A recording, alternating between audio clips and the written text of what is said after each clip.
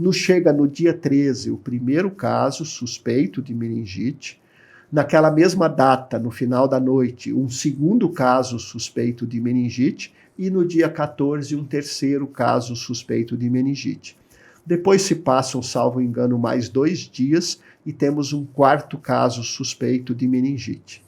Ora, diante de 3, 4 casos suspeitos, é natural que a gente faça a chamada investigação epidemiológica, que é fazer uma análise de onde a pessoa esteve, o que ela fez, com quem ela teve contato nos últimos dias, na última semana. A meningite ela é uma doença que ela se transmite e ela tem um período de incubação. Então, entre eu ter o contágio do vírus e começar a apresentar sintomas, em média vai 2 a 3 dias. Então, nos chamava muito a atenção a necessidade de tentar estabelecer o que as pessoas tinham feito 3, 4, 5 dias antes para tentar descobrir. O que se viu em comum? Em comum se percebeu que essas pessoas haviam estado numa festa junina, numa comunidade do interior do município de Quatro Pontes. Dos 4 casos, somente um deles não havia estado na festa. Só que este caso tinha o relato de um sobrinho que havia estado na festa e que havia ido após a festa dormir na casa da tia, que era esse caso suspeito. Então, a partir do momento que a gente percebeu que havia uma correlação entre os casos, foi feita a comunicação para a Secretaria Estadual no nível central e, por sua vez, a Secretaria tem o dever de fazer a comunicação para o Ministério da Saúde.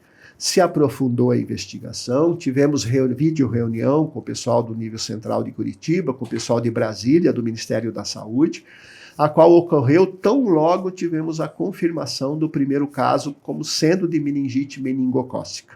Fizemos um alerta logo naquele primeiro final de semana para os trabalhadores de saúde, especialmente para o pessoal que atua em ponto atendimento, UPA, na porta dos hospitais, dizendo, olha, está acontecendo casos suspeitos de meningite, estão acontecendo na nossa região. Fiquem ainda mais alertas, porque poderão surgir novos casos. É feita toda uma análise, toda uma investigação. Conforme os resultados laboratoriais foram confirmando se tratar de casos, e o último resultado ficou disponível agora, nessa semana passada. Então, na sexta-feira última agora, foi adotadas todas as medidas. Esse tipo de meningite, Kelvin e você que nos acompanha, ela pressupõe que a gente faça uma ação de bloqueio, inclusive com o uso de medicamento. A gente chama de quimioprofilaxia. Isso não é indicado para todas as meningites, mas para esse tipo de meningite em específico é indicado. Então, foi feita a chamada quimioprofilaxia, a profilaxia com medicamentos, para evitar que outras pessoas que tinham contato muito próximo pudessem vir a adoecer. Normalmente a gente faz isso com aquelas pessoas que convivem, que vivem na mesma casa. Essas pessoas foram medicadas. Essas pessoas foram medicadas, foi adotada todas as medidas, essas pessoas passaram a ser monitoradas, acompanhadas também, tá? Naquele primeiro momento. E na última sexta, com a confirmação desse último caso, porque nós tínhamos um caso em Toledo, 2 em Quatro Pontes. Então nós caminhávamos para um surto. Quando fechou o terceiro caso em Quatro Pontes, tivemos a confirmação de um surto, e a partir daí tivemos então, no final da tarde da última sexta-feira, uma vídeo-reunião, iniciou em torno de 17h15, 17h20, se estendeu até quase 18 horas, definimos todas as ações, entre elas a de que no sábado iniciaríamos a vacinação contra a meningite, tanto em Toledo quanto em Quatro Pontes. Para isso foi feita uma mobilização por parte da Secretaria de Estado da Saúde. Saiu de lá no começo da noite de sexta-feira um caminhão frigorífico, né, próprio para transporte de vacinas, com doses vacinais contra a meningite, para reforçar o estoque, porque a gente mantém estoque, mas não num contingente tão alto.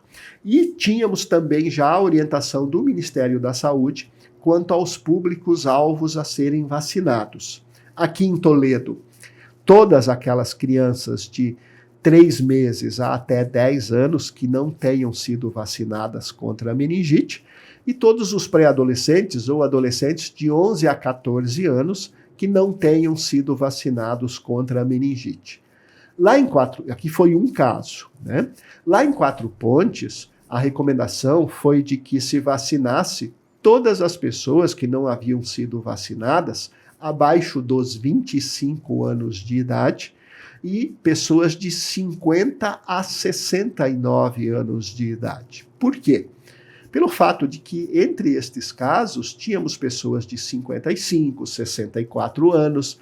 Então, a gente sabe que existe uma tendência de que pessoas de determinada idade se juntem com pessoas de determinada idade, né? E o jovem tende a circular mais, né? Isso é algo natural, né? Então, a busca por proteger. Qual é o grande objetivo, Kelvin, da vacina? Antes de tudo, é evitar, é quebrar a cadeia de contágio. É evitar que novas pessoas venham a adoecer. Então, por isso, a rápida ação por parte do Ministério da Saúde, da Secretaria Estadual da Saúde, da 20ª Regional e dos municípios. Evitar que as pessoas adoeçam por uma doença grave, potencialmente fatal. Essa é a primeira grande questão. A segunda questão, oferecer prevenção e proteção.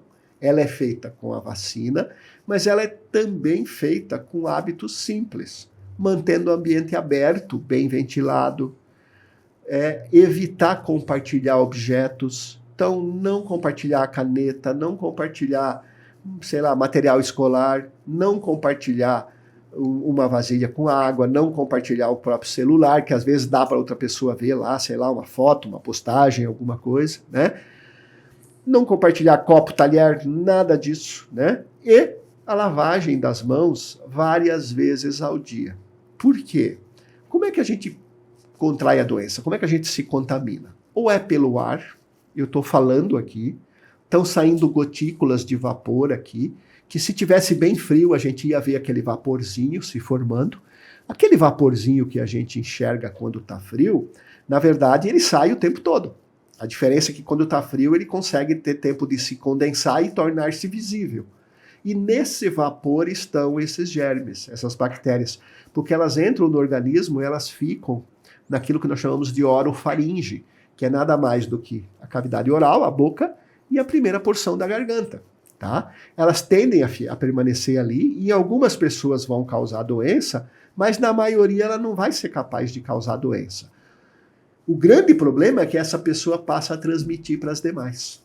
Então, se eu tenho um ambiente bem aberto, bem ventilado, mesmo que isso aconteça, a ventilação, o vento passa e leva embora, não fica em suspensão e a outra pessoa acaba inalando aquela bactéria. Então a primeira forma de transmissão é essa forma, que é uma forma direta, através do ar. E a segunda forma é uma forma indireta, através de objetos, né?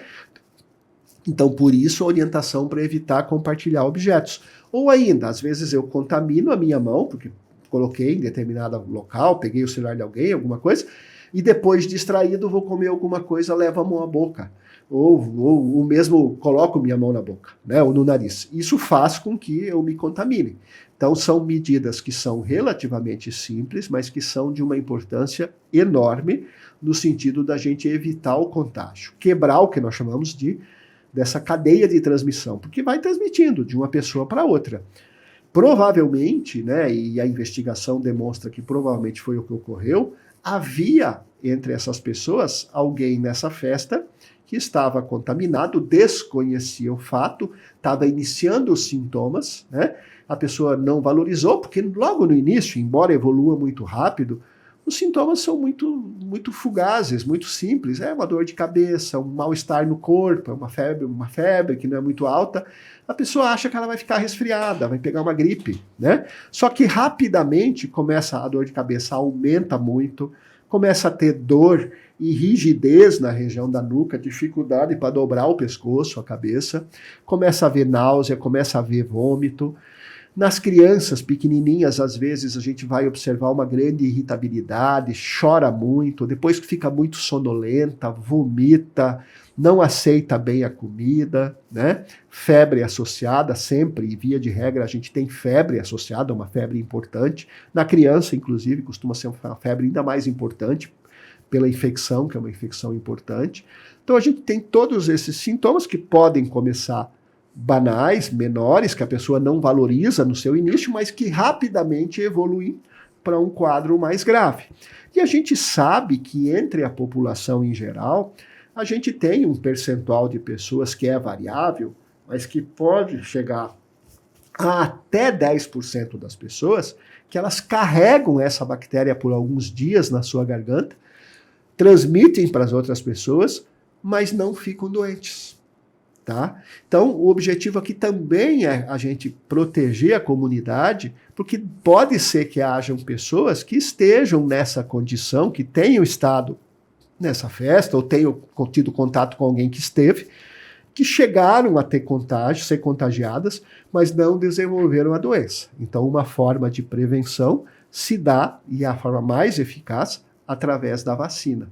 Por isso, toda essa mobilização, por isso todo esse contingente e todas essas ações no sentido da gente atuar de uma forma muito forte, porque nós tivemos 4 casos, destes 2, salvo engano 3, chegaram a ocupar leitos de UTI, mas evoluíram bem, se recuperaram, ficaram bem. Coisa que não é comum nesse tipo de meningite. É uma doença muito grave, dá para dizer isso grave.